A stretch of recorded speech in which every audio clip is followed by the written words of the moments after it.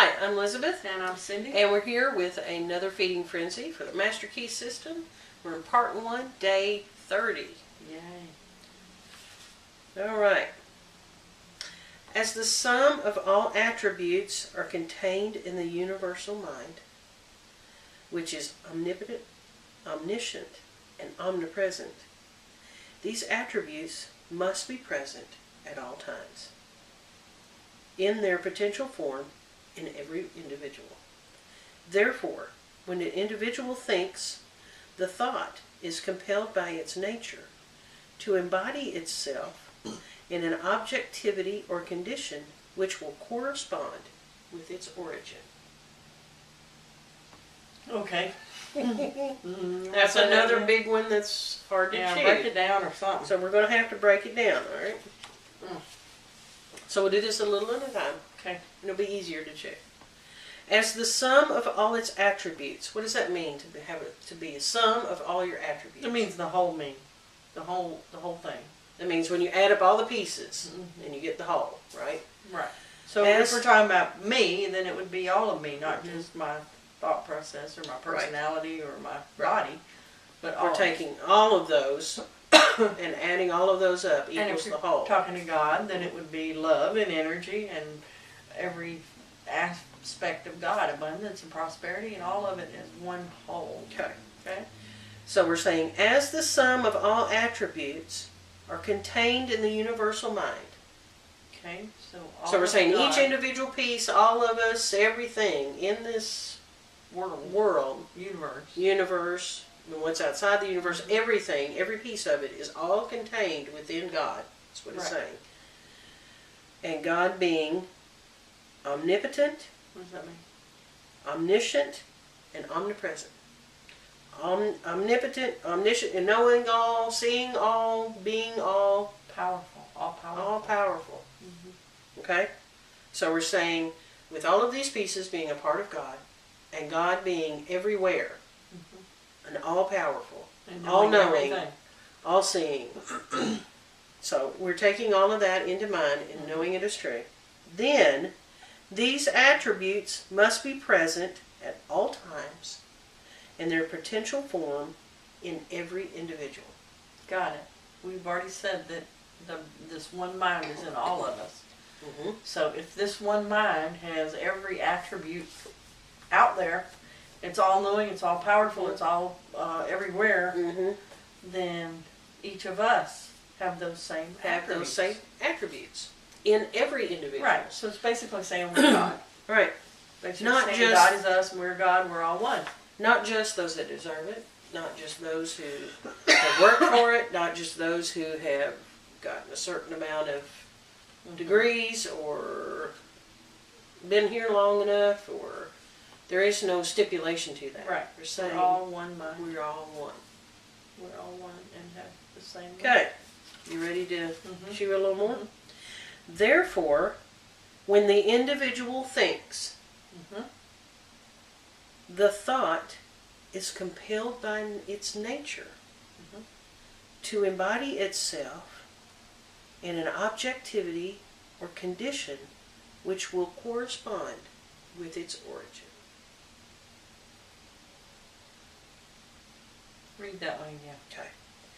Therefore, when the individual thinks, the thought is compelled by its nature to embody itself in an objectivity or condition which will correspond with its origin. What do you think that means, correspond with its origin? I think that means I can't have a thought that didn't come from the original mind. Okay. It has to correspond with it since the mind thought it originally. Okay. That's what I think it means. So when I have a thought as an individual, it came from the collective mind. Okay.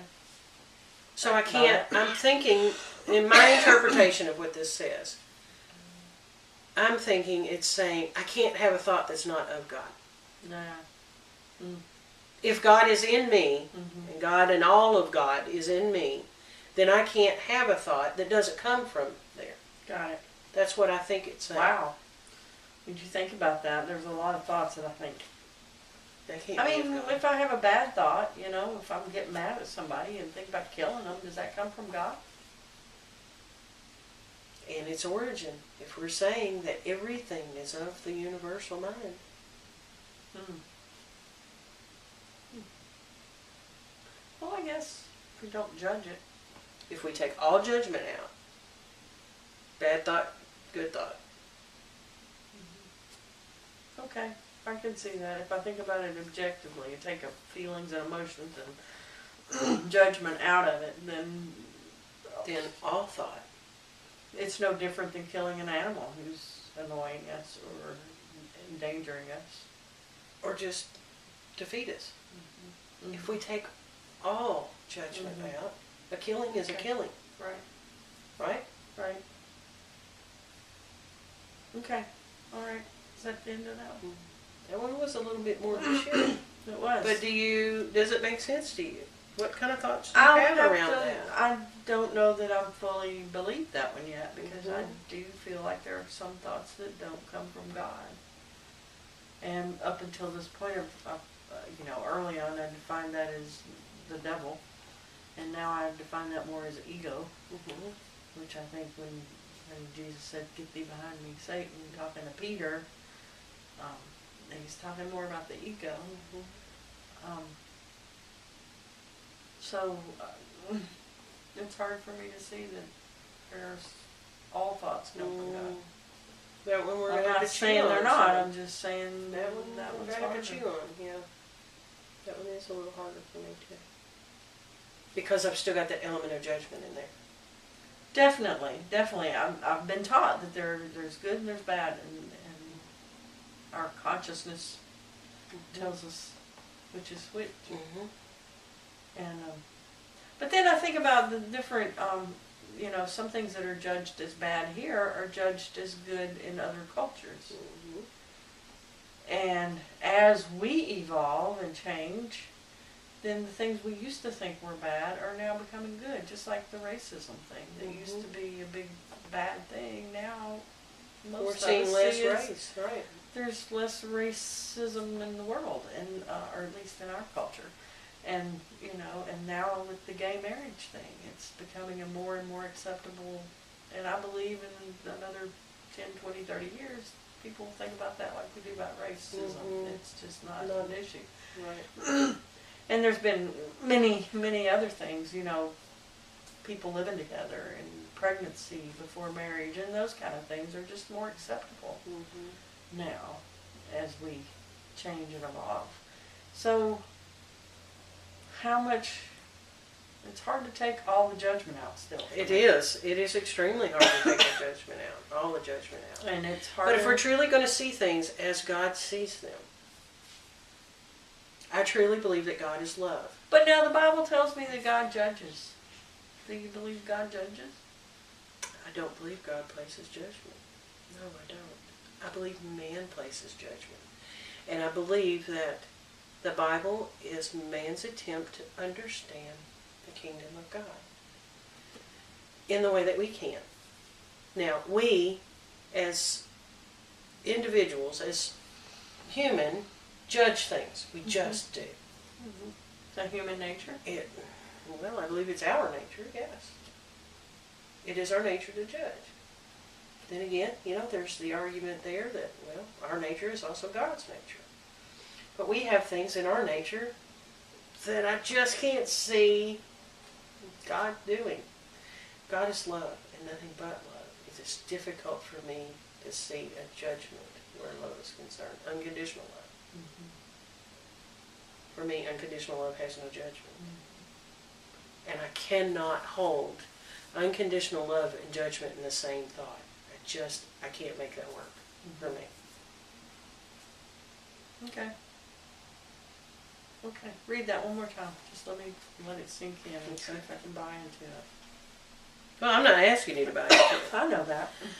As the sum of all attributes are contained in the universal mind, which is omnipotent, omniscient, and omnipresent, these attributes must be present at all times in their potential form in every individual. Notice it doesn't say expressed form, but it does say in potential form. Mhm. Therefore, when the individual thinks, the thought is compelled by its nature to embody itself in an objectivity or condition which will correspond with its origin. Okay, I think the trick part of that is in objectivity or condition, Mm-hmm. which will correspond. Mm-hmm. So every thought. So what does that mean to you? Um, Throwing in objectivity and condition, what does that mean to you? What is that saying to you? I believe that. Okay, here's the way I believe it today. It may change tomorrow, but right now, okay, every thought comes from God. However, I believe our ego, we can twist that thought Mm-hmm. because of our judgment. Mm-hmm. So I think in the thought's original form, it's probably different than the way it ends up coming out by the time I've processed. Definitely. Oh, yes, I can buy into that. So, Definitely. you know, just like our words limit us. You know, when we first have a thought, it's often hard to put words to it. Words limit us. There's some things that words just can't describe. Mm-hmm. And I think the thoughts originally, the original thought from God is probably one of those things that's just too hard to put into words, or too hard to even put into our thought process. So yes, I believe they all originate from God, but that when we get a hold of it, we taint it, so to speak.